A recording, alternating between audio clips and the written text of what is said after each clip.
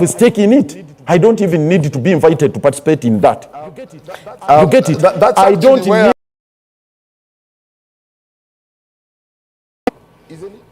Isn't it so absurd that you're waiting for an invitation for you? I'm not waiting. This is why I'm proactive. No, we are not waiting for an invitation. Even where Dr. Besige is seated, is incarcerated right now, his mind is focused on that. Can you imagine he's not focusing on his health? He's not focusing on his release.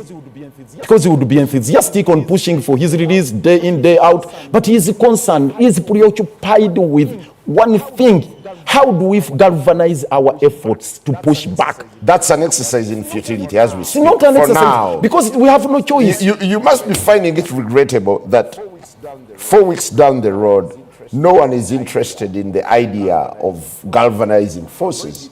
People are going it their way. So that renders you useless. What do you mean renders us useless? I mean, no one is reaching out to you for a hand. That suggests to you that they can go it themselves. You see, I've told you, for us, it's not about any conversation. Actually, it's not about conversation going on. Not even negotiations. I don't know if to call it negotiations. But the efforts to impress it upon our colleagues are still ongoing. All the key stakeholders to appreciate this. We are not going to relent. Okay, where things we are not going to relent. Where things are. I'm telling you, I gave you the experience of Mandela's against Sobukwe. Mandela did not give up. Lord Mayor, where things are, it's now a two-horse race. You're either for Museveni or for Robert Kyagulanyi. Listen, where are you? Listen, it's about the state capture. It's about Yoweri Kaguta Museveni family rule. Actually, Museveni, it's not about Museveni as an individual. It's about what we have always called a cabal. It's about that. I don't want to use those very strong terms, but for heaven's sake, you'll excuse me for this. The military junta which is capturing power. And to wrestle power from that junta, it needs concerted efforts. Stop personalizing it. Understand what I've told you. For us to exert pressure on Yoweri Kaguta Museveni to relinquish power, for us to mount pressure on Byabakama to declare that Museveni has been defeated at an electoral contest, we need the collective efforts of all Ugandans across board. Forget about this. Let me tell you, I've told you, campaigning is the easiest thing, by the way. Because even if one did not campaign, and you are the opposition flag bearer, you are the bearer of the flag for the opposition forces. Even if you sat home and you did not campaign, you can defeat Yoweri Kaguta Museveni. So it's not about campaigning for a particular candidate. It's about preparing ourselves for those two aspects: exerting pressure on Byabakama to declare that Museveni has been defeated, and also to force Museveni to relinquish power after he's been defeated. Those are the two things. Okay, there is a belief that NU is a force to reckon with. Yes, definitely. This time, now that definitely, no doubt about it. Now that they're giving it a second shot, that the writing is clear. They're taking it this time. You see, this is not a multi-party contest. No, it's NRM versus NU. It's Museveni versus Kyagulanyi. It's Museveni. It's actually the family rule as against Ugandans. We have already told you the sovereign authority rests in Yoweri Kaguta Museveni. He seems to be like the fountain, not the fountain of the day, the sovereign authority who radiates power. Yet it should be the Ugandans to be the sovereign authority as embodied in the constitutional order we have today. Look at the constitutional order. The people of Uganda are sovereign. It shouldn't be Yoweri Kaguta Museveni to be the sovereign. So that is the issue. Why wouldn't you support Mugisha Muntu, with whom you've already cut a deal? I've told you I have no issues with with the General Mugisha Muntu. For heaven's sake, he's a nice gentleman and he's a good leader, he's a committed one. But it's not about individuals right now. That's why I told you, even the incarceration, don't personalize it to BSG. You yourself, you also candidate, even the media. All of us are candidates for jail. So General Yoweri Museveni, as against Ugandans, is what we need to deal with. So General Mugisha Muntu is one of the key stakeholders with whom we have been discussing all these issues, so that we build that common front.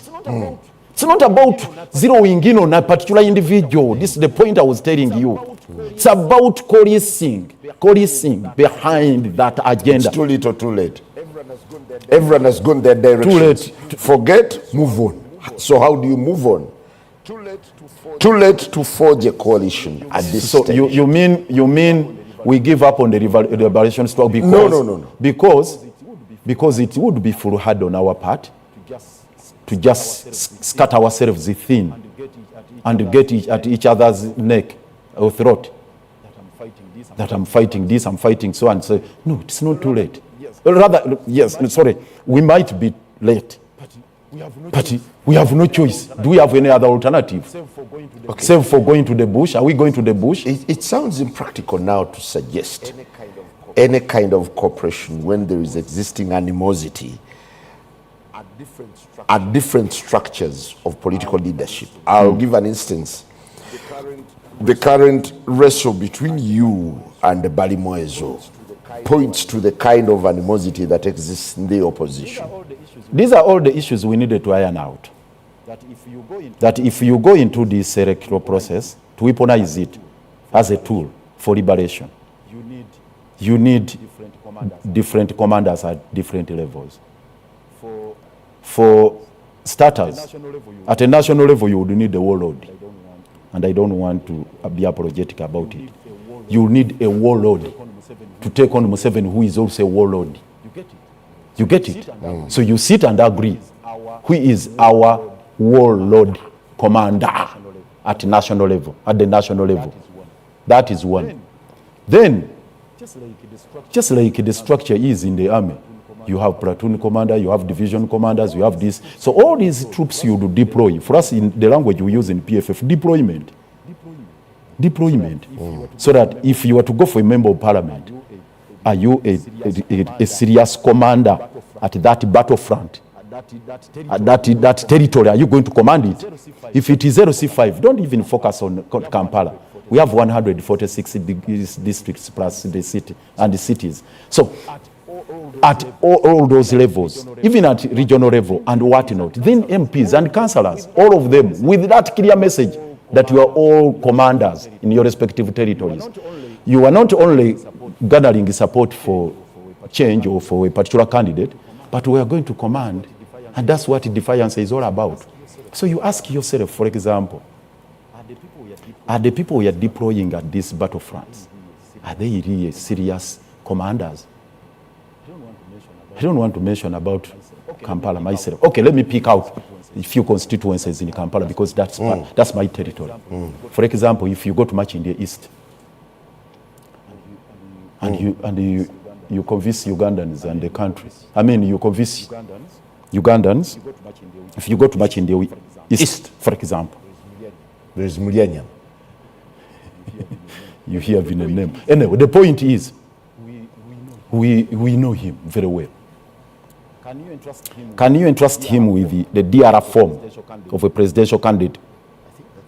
I think that's personal. This is what a defiance election is all about. You can call it names. Non-violent struggle. You can call it defiance. Protest vote if you so wish. And you are in that election. And the person who is going to exert pressure on Yabakama to declare you a winner at the tally center, and who is going to correct the DLR forms is Muryanyama Ali Kasiri Nganda. Isn't that entrusting a hyena with the role of managing a market? Sorry? You've heard it. I'll mention another name. Zahala Mala Luyulika.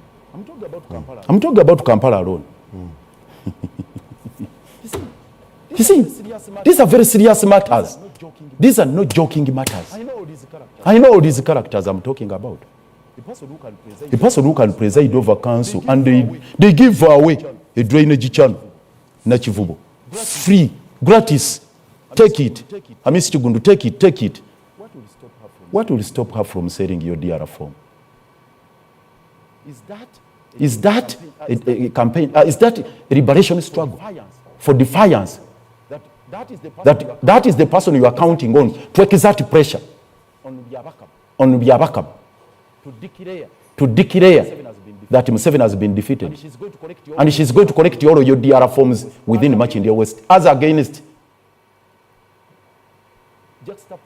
Juxtapose the two candidates, Zahara Luyirika and Alan Sewanyana.